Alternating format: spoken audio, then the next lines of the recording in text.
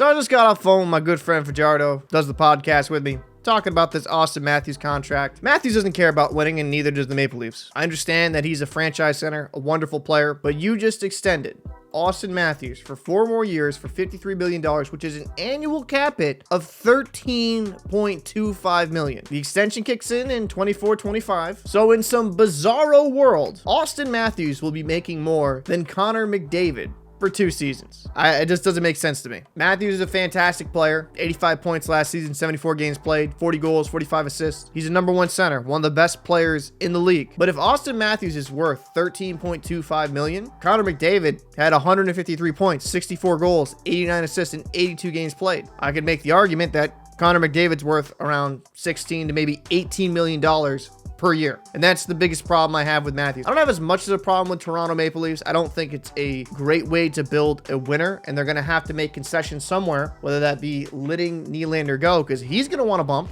You just saw Matthews get massively paid. Mitchell Marner, he's going to want to bump. How many of these guys that you have brought in, developed, are you going to let go? You can't keep them all, because if you do keep them all, you pay them all, you're not going to win a championship. You might make the playoffs, might be good enough for the regular season, but you're going to have holes in your roster like every single Maple Leafs team does. They got the monkey off their back last season, and I've liked some of the additions they have made in the offseason with Domi and Bertuzzi, but those guys took short-term deals. Matthews got paid. Would Bertuzzi stay if he has a fantastic season? The same thing with Domi?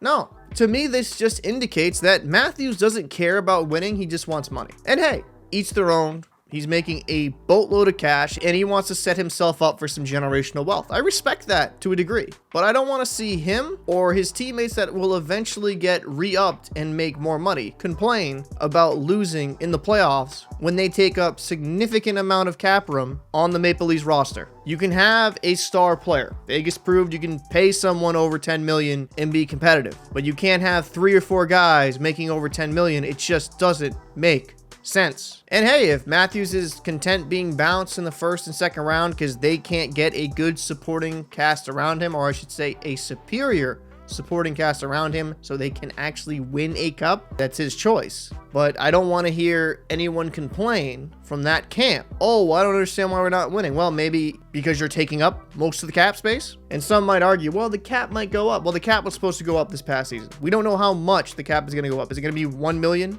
next season? 2 million? Is it going to be a big bump of 5? I doubt it. We're just getting out of a pandemic. Financially, a lot of these leagues took some big losses.